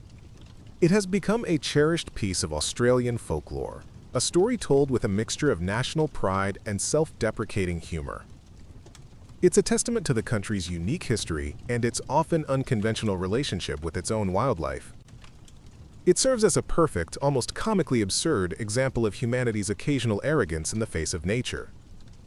We arrived with our most advanced technology, convinced of our own superiority, only to be completely and utterly outmaneuvered by a bunch of large feathered vegetarians. For the emus, the war was just another season. They were not fighting for territory or ideology. They were simply following their instincts, searching for food and water in a land they had roamed for millennia. The soldiers with their loud, ineffective machines were just a temporary, noisy inconvenience. The emus. Victory wasn't a conscious one, but it was a victory nonetheless. They adapted, they survived, and they continued to thrive, a testament to the resilience of nature in the face of human folly. It's a story that reminds us that sometimes the simplest strategies, like just running away really fast, are the most effective. Major G.P.W. Meredith, the man tasked with leading this impossible campaign, faded back into military life, forever attached to one of history's most bizarre footnotes. One can only imagine the conversations he had for the rest of his life, forever being the guy who lost a war to a flock of birds. And yet, his reports show a certain professional respect for his enemy. He didn't underestimate them by the end. He understood that he had been beaten, not by a lesser creature, but by an opponent perfectly adapted to its environment, an opponent that simply refused to play by the rules of conventional warfare. The story also highlights the desperation of the time. The Great Depression pushed people to their limits, and the farmers of Western Australia were on the brink. Their plea for military intervention, which seems so absurd to us now, was born of genuine fear and desperation. They were watching their livelihoods be eaten away, and they reached for the most powerful tool they could imagine. The government's response, in turn, was a political calculation, an attempt to be seen as doing something to help a struggling populace, even if that something was comically misguided. Your daily diet is beige. It's an endless, monotonous rotation of pottage, a thick vegetable stew, and coarse, dark bread. It's fuel, not fun. It keeps you alive, but it doesn't exactly spark joy. Ultimately, the Great Emu War is more than just a funny historical anecdote. It's a fable about hubris. It's a story about the limits of power and the surprising strength of the natural world. It's a reminder that not every problem can be solved with a bigger gun. As we let this strange little chapter of history settle, it's a gentle, humorous nudge towards humility. It's the universe quietly whispering that sometimes, no matter how clever you think you are, the emus are going to win. And perhaps, every once in a while, that's exactly as it should be. From that tale of collective human folly, let's now turn our focus to the story of a single, extraordinary individual. It's a story that seems, at first, to be a familiar Hollywood narrative, but it conceals a secret life of breathtaking genius. We're going to explore the life of Heidi Lamar, a woman who was celebrated by the world for her beauty, but whose most brilliant creation, a world-changing invention, was hidden in plain sight for decades. Her story is a powerful testament to the fact that the most interesting things about a person are often the ones we fail to see. Born Hedwig Eva Maria Kiesler in 1914 in Vienna, Austria, she was the only child of a wealthy, secular Jewish family. Her father, a bank director, was a man of immense curiosity who would often take his young daughter on long walks, explaining the inner workings of the world around them, from the mechanics of streetcars to the technology of printing presses. He nurtured in her a deep-seated fascination with how things worked, a seed of scientific inquiry that would lie dormant for years under the dazzling facade of her public persona. He taught her to look at the world not just as it was, but as it could be. Her path, however, seemed destined for the stage and screen, not the laboratory. As a teenager, she was discovered by a film director and quickly began a promising acting career in the German-language cinema of the early 1930s. Her international fame, or perhaps notoriety, was sealed with the 1933 Czech film Ecstasy. The film was scandalous for its time, featuring close-up shots of her face during a scene of passion and a brief, distant scene of her swimming in the nude. It was condemned by a wide range of moral authorities, but it made her an icon, a symbol of European art house audacity. Her life took a dramatic turn when she married Friedrich Mandl, a wealthy Austrian arms manufacturer. The marriage was, by her own account, a prison. Mandl was intensely controlling and possessive, often forcing her to accompany him to business meetings with engineers and military officials. He was effectively holding his beautiful, famous wife as a trophy. But Heidi was not just a passive observer at these meetings. She was a keen listener. With the intellectual curiosity her father had fostered, she absorbed the technical details of the weapon systems being discussed, learning about radio-controlled torpedoes and the challenges of military technology. Mandl's business dealings brought him into contact with the highest levels of the Nazi and fascist regimes in Germany and Italy. Heidi, of Jewish heritage, was forced to play the charming hostess to men she despised, men who represented a mortal threat to her people. The gilded cage of her marriage had become a deeply dangerous and morally compromising place. She knew she had to escape. After several failed attempts, she finally succeeded in a dramatic fashion, reportedly disguising herself as a maid and fleeing to Paris, and then to London, with nothing but the jewelry she was wearing. In London, her life changed course once again. She met Louis B. Mayer, the head of MGM Studios, who was scouting for talent in Europe.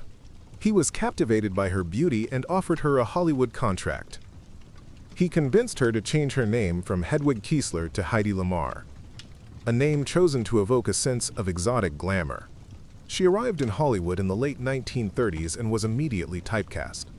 She was the most beautiful woman in the world, a decorative object, a glamorous foreign star whose primary job was to look breathtaking on screen.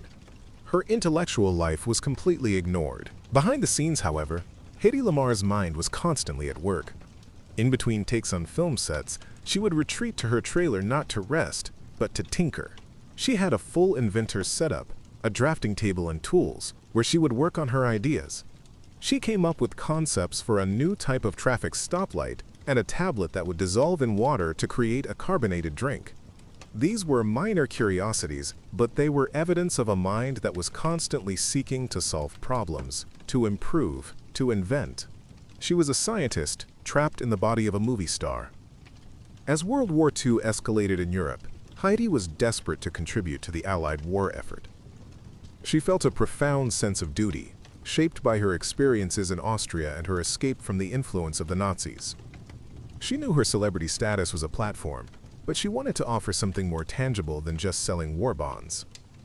Her mind went back to those dinner parties with her ex-husband, to the conversations about radio-controlled torpedoes. She remembered a key problem they discussed.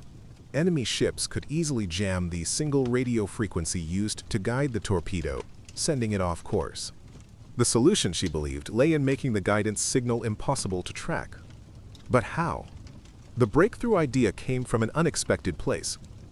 At a dinner party, she met a composer and avant-garde musician named George Antheil. Antheil was known for his wild, experimental compositions, particularly his ballet mécanique, which involved synchronizing 16-player pianos. As they talked, Heidi realized that the mechanism used to synchronize those player pianos, a coated paper roll that switched between notes, could be adapted for a different purpose. It was a moment of pure, cross-disciplinary genius. But today is different. It's a market day, or perhaps a festival. You've trudged into the nearest town, a chaotic, vibrant, and incredibly smelly place.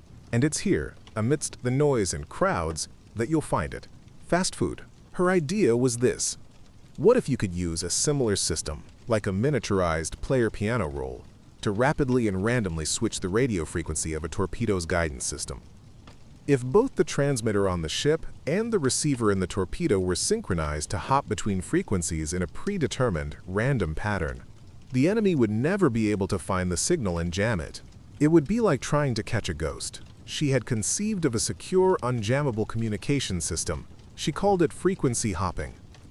She and Antheil worked tirelessly to flesh out the idea. Together, they drafted the schematics and applied for a patent. In 1942, U.S. Patent Number 292-387 was granted to Heidi Kiesler-Markey, her married name at the time, and George Antheil for a secret communication system. Brimming with patriotic fervor, she presented her invention to the U.S. Navy. This, she believed, would be her great contribution to the war. The Navy's response was, to put it mildly, dismissive. The naval officers looked at the beautiful movie star and the eccentric composer and simply couldn't take them seriously. They patronizingly told her she would be of more use selling war bonds than inventing weapons. The Navy officials classified the patent as top secret and then promptly filed it away, where it sat, unused for years. They believed the mechanical system, based on player pianos, was too cumbersome to be implemented in a torpedo. The idea was shelved, and Heidi Lamar, her brilliant contribution rejected, did as she was told. She went on a massive tour for the war bond effort, using her fame and beauty to raise millions of dollars for the Allies. On the outside, she was the dutiful movie star. On the inside, she was a deeply frustrated inventor whose most important idea had been ignored. For the rest of her career, she continued to work in Hollywood, but her passion for it dwindled. The roles she was offered were often repetitive, relying on her looks rather than her talent. The intellectual spark that drove her was given no outlet in her professional life. She grew bored and disillusioned with the studio system. Her personal life was also tumultuous, marked by a series of 6 marriages and divorces. The world saw her as a glamorous but troubled movie queen, completely unaware of the scientific mind that lay beneath the surface. The patent for her secret communication system eventually expired without her ever earning a single cent from it. The war ended, and her invention seemed destined to become a forgotten historical curiosity. But then, something remarkable happened. Decades later, during the Cold War, engineers began to develop digital communication technologies. In the late 1950s, engineers at Sylvania rediscovered Heidi and George's patent. They realized that with the advent of transistors and modern electronics, the frequency hopping concept was not only viable but revolutionary.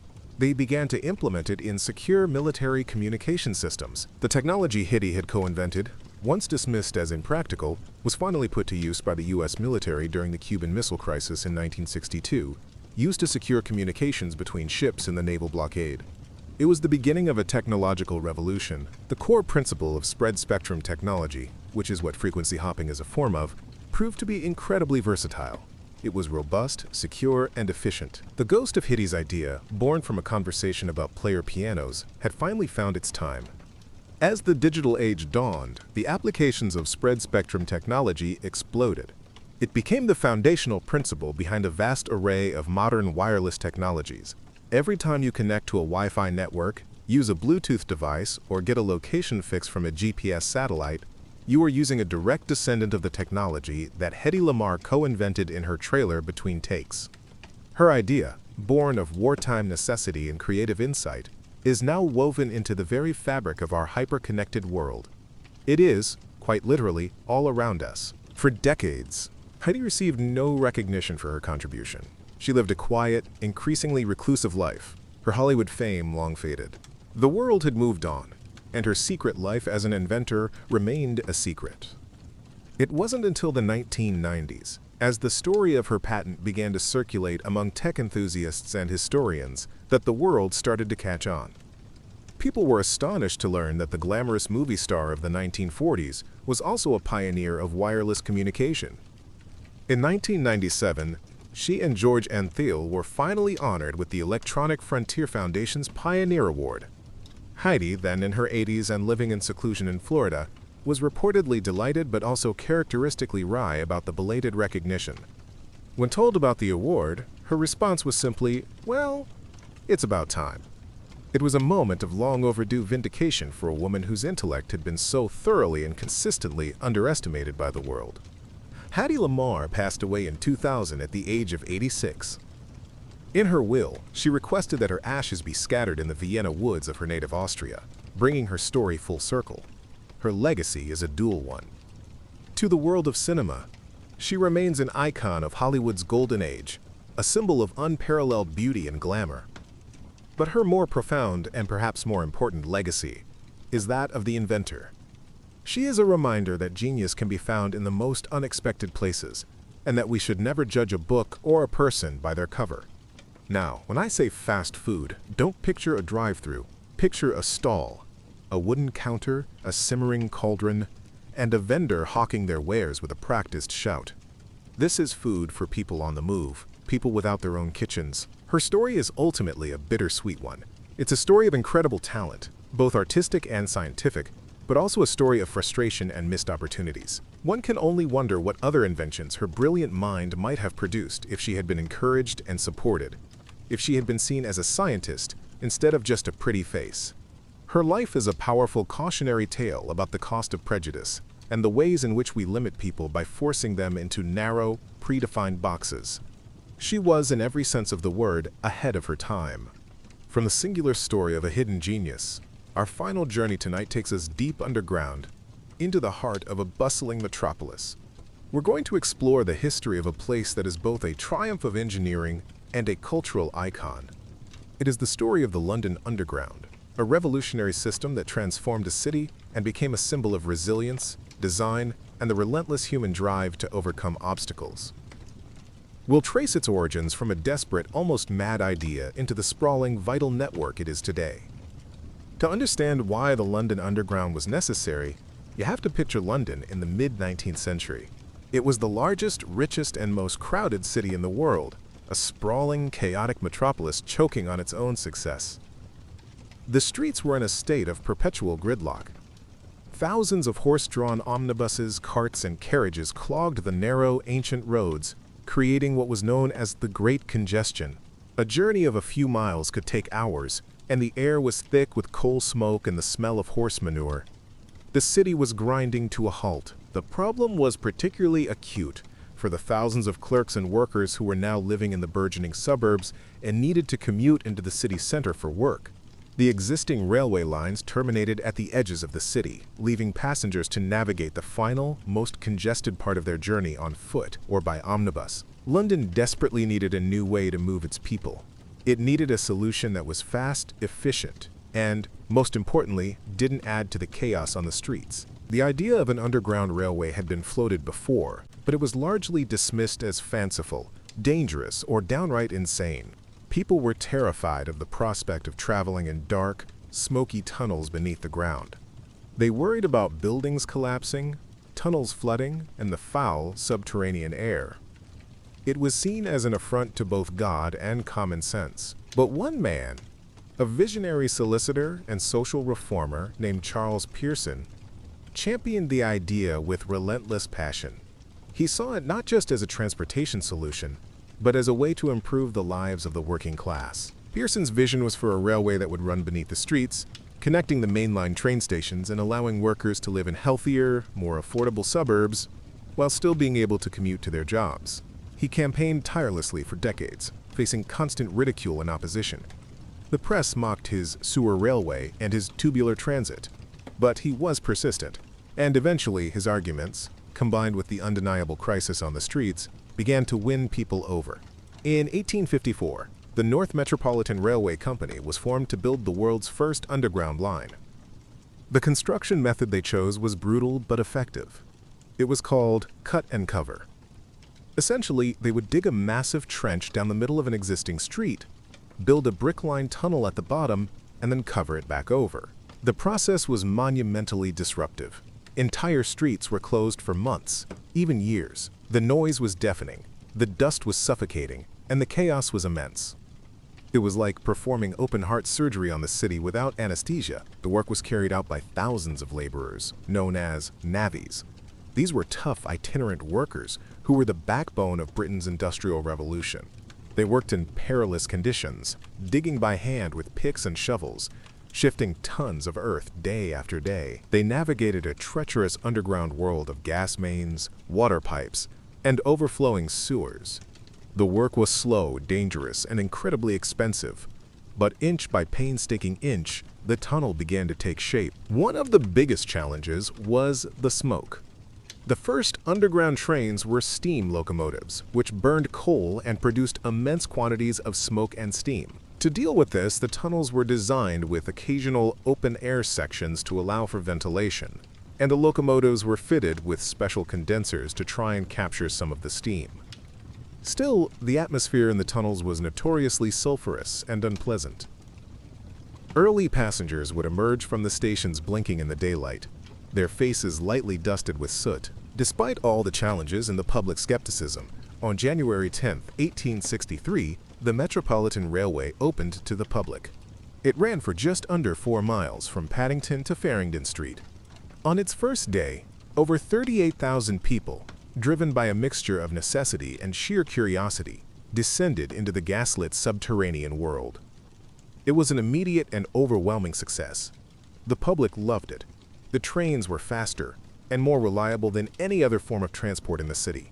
The mad idea had worked. The crown jewel of medieval street food is the humble pie. Not a sweet, delicate dessert, but a savory, handheld meal. Think of it as a medieval hot pocket, a convenient, edible container for whatever fillings the cook could get their hands on. The success of the first line sparked a frenzy of underground railway construction. A rival company, the Metropolitan District Railway, the future District Line, soon began building its own network. The two companies, often in bitter competition, worked to complete what became known as the Inner Circle, a loop of railway that encircled the heart of central London. The cut and cover method, however, was reaching its limits. It was too disruptive and couldn't go deep enough to avoid the tangle of infrastructure beneath the city's oldest streets. A new technology was needed. That new technology came in the form of the Greathead Shield, a revolutionary tunneling device invented by James Henry Greathead. It was a large, circular iron shield that could be pushed forward through the soft London clay, with workers safely digging out the earth from within it. As the shield moved forward, cast iron rings were assembled behind it to form a permanent, watertight tunnel. This method allowed for the construction of deep-level tunnels, or tubes, far below the existing cellars, sewers, and foundations of the city without disrupting the streets above. The deep-level tubes also solved the smoke problem. Because the tunnels were narrower and deeper, steam locomotives were not an option. This spurred the development of electric traction. The first deep-level tube line, the City and South London Railway, opened in 1890 and was the world's first major railway to use electric locomotives. The trains were small, windowless, and nicknamed padded cells, but they were clean and efficient. This combination of the Greathead Shield and electric power was the key that unlocked the future of the London Underground. The early 20th century saw a boom in tube construction, but it was a chaotic and fragmented affair. Several different private companies built their own lines, with no coordination between them. The result was a confusing mess of separate networks, with passengers often having to walk long distances on the surface to transfer between lines. It was an American financier, Charles Tyson Yerkes, who saw the potential in unifying this fragmented system.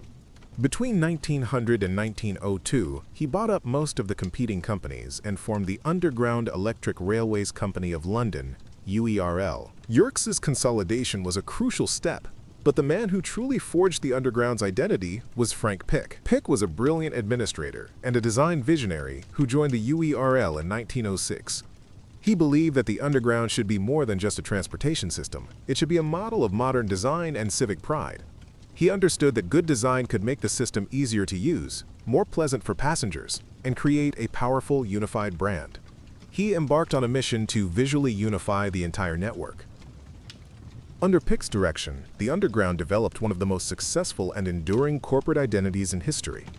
In 1908, he commissioned the iconic logo, the red circle with a blue bar, known as the roundel.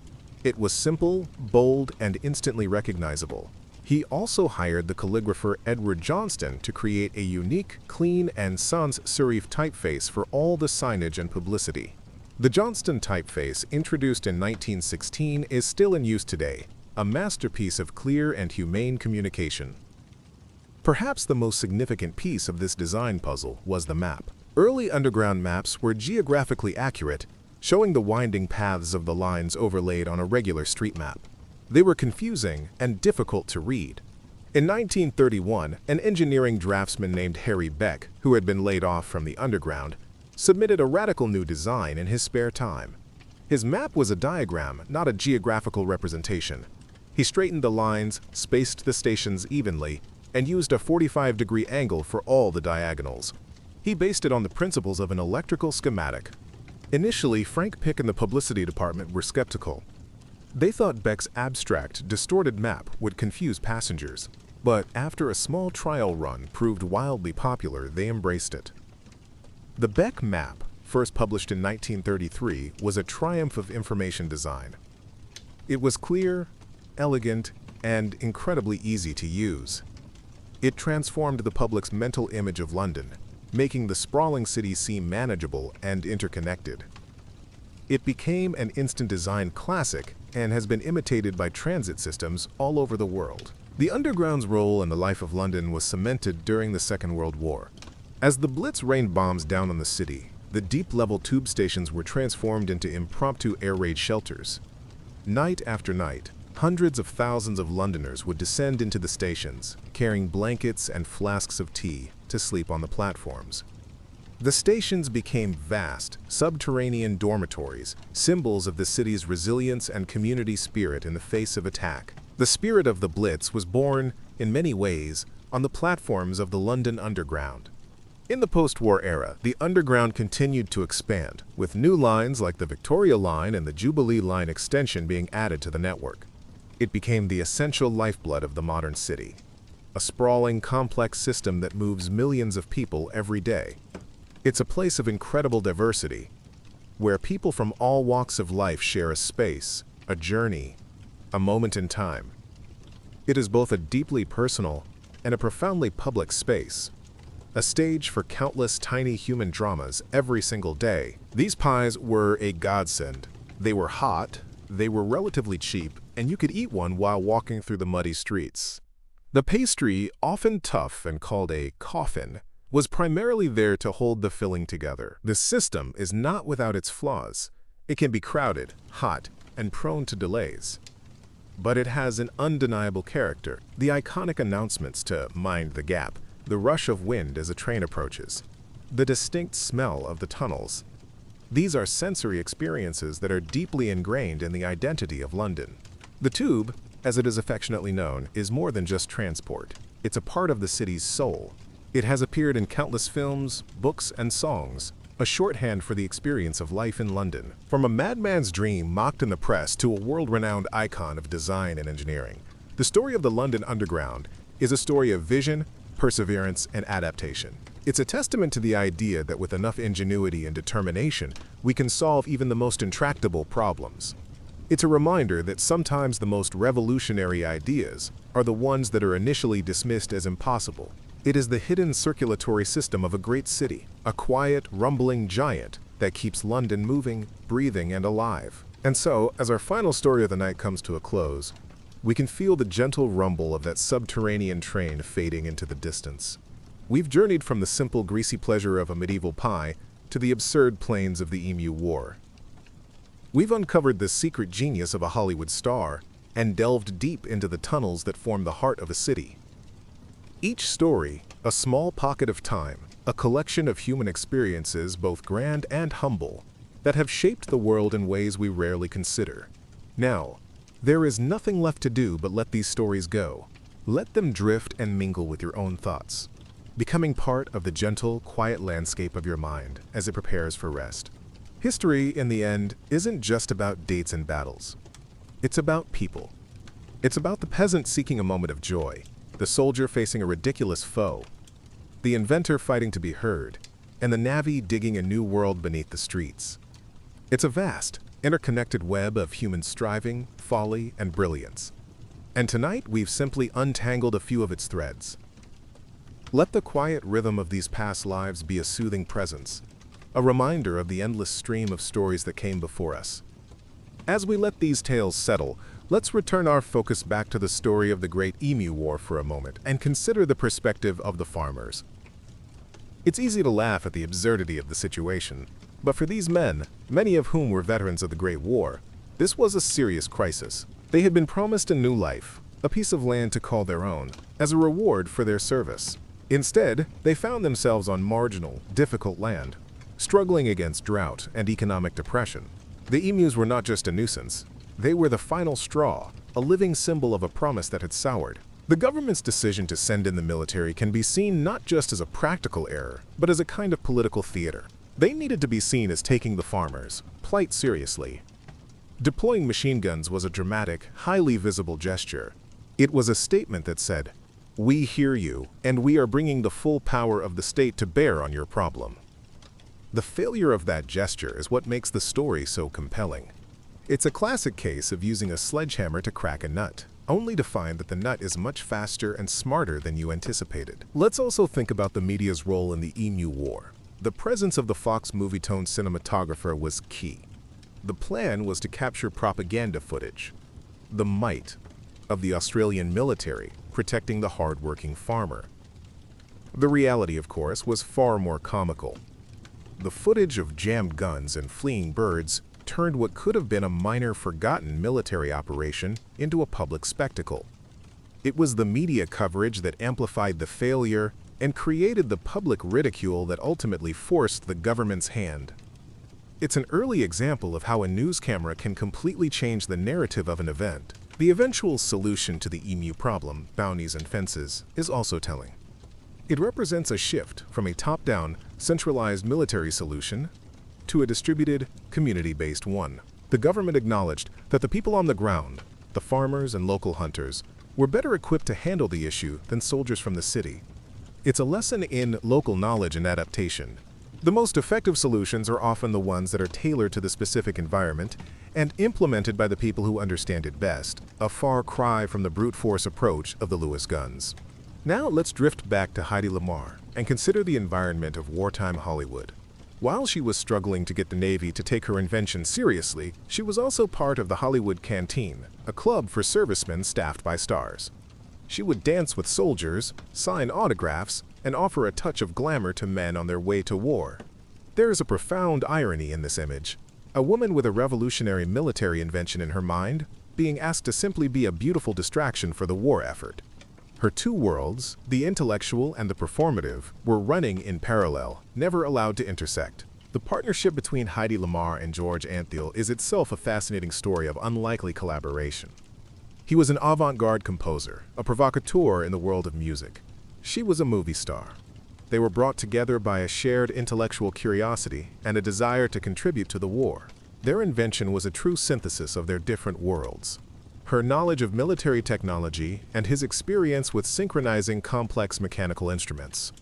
It's a beautiful example of how innovation often happens at the intersection of different disciplines, when ideas from one field are applied to a problem in another. So what's inside this medieval hot pocket? Well, that's the million-farthing question. It's certainly not prime cuts of beef. We're talking about the odds and ends, the offcuts, the giblets, and the less identifiable bits of meat. The rejection of their patent by the Navy can be seen as a failure of imagination. The officials were unable to see past the celebrity personas of Lamar and Antheil. They were also stuck in their current technological paradigm, unable to appreciate the revolutionary potential of the frequency-hopping concept. It's a common theme in the history of invention. The most groundbreaking ideas are often met with skepticism and resistance because they challenge the established way of thinking. True visionaries are often those who can see the potential in an idea long before it becomes practical or accepted. The fact that Heidi Lamar's invention became the basis for technologies like Wi-Fi and Bluetooth is a perfect example of how scientific discoveries can have unforeseen and far-reaching consequences. She was trying to solve a specific military problem, protecting torpedoes from being jammed. She could never have imagined that the same core principle would one day allow people to browse the internet on a handheld device, or listen to music on wireless headphones. It's a testament to the power of fundamental ideas. A good idea, once released into the world, can take on a life of its own. Let's linger a little longer on the London Underground and the sheer audacity of its creators. Charles Pearson and his contemporaries were proposing to fundamentally re-engineer a city that had grown organically for centuries. They were proposing to burrow beneath ancient foundations, Roman ruins, and plague pits. The psychological barrier they had to overcome was immense. The Victorian mindset was one of immense confidence and ambition. But this was a project that tested the very limits of their engineering capabilities. It was a leap of faith, both financially and technologically. The cut and cover construction had a lasting impact on the shape of London's streets. Many of the city's wide, straight thoroughfares, like Victoria Street, were created or significantly altered as a direct result of the railway's construction. The disruption was so immense that it was often easier to demolish the existing buildings and create a new streetscape on top of the new tunnel. In this way, the underground didn't just move people beneath the city. It actively reshaped the city on the surface as well. It was an engine of urban renewal, born of chaos. Think about the experience of the first passengers. They were accustomed to the slow, rattling pace of a horse-drawn omnibus, or the crush of walking through crowded streets. To descend into a clean, gas-lit station and be whisked through a tunnel at a speed of 20 or 30 miles per hour must have felt like science fiction. It was a profound shift in the perception of time and distance. The city suddenly felt smaller, more accessible. It was a genuine revolution in daily life, a change as significant as the arrival of the internet would be more than a century later. The transition from steam to electric power was another critical turning point. The early steam-powered tunnels were notoriously foul. An early traveler described the air as a mixture of sulfur, coal dust, and foul fumes. The arrival of clean, quiet electric trains not only made the experience more pleasant, but also allowed the system to go deeper and expand further. It was a technological fix that enabled the next great leap forward in the system's development, paving the way for the tube as we know it today. Frank Pick's obsession with design was about more than just aesthetics. He understood that a chaotic, confusing environment creates stress and anxiety for passengers. By creating a unified, clear, and elegant design language, from the typeface on the signs to the upholstery on the seats, he was engaging in a form of social engineering. He was making the experience of mass transit more humane. His work was a testament to the idea that public infrastructure should not just be functional. It should also be beautiful and respectful of its users. Harry Beck's map did more than just help people navigate. It created a new, simplified mental model of London. By abstracting the complex geography of the city into a neat, orderly diagram, it made London seem less intimidating and easier to understand. People began to think of their city not in terms of winding streets, but in terms of colored lines and station stops. The map didn't just represent the city, it changed how people perceived it. A powerful example of how design can shape our understanding of the world. The use of the tube stations as air raid shelters during the Blitz is one of the most poignant chapters in the Underground's history. These spaces, designed for the fleeting passage of commuters, became temporary homes. They were places of fear, but also of community and solidarity. The image of children sleeping on the platforms, of people sharing stories and songs while the bombs fell above, is a powerful symbol of civilian resilience. The Underground became, for a time, the literal and metaphorical heart of London's defiance. Even today, the London Underground continues to evolve. The recent opening of the Elizabeth Line, a massive new east-west railway, is the latest chapter in this ongoing story of expansion and renewal. It shows that the same forces that drove the Victorians to dig the first tunnels, the need to combat congestion and connect the city, are still at play. The Underground is not a static museum piece. It is a living, breathing system that is constantly being adapted and upgraded to meet the needs of a new generation.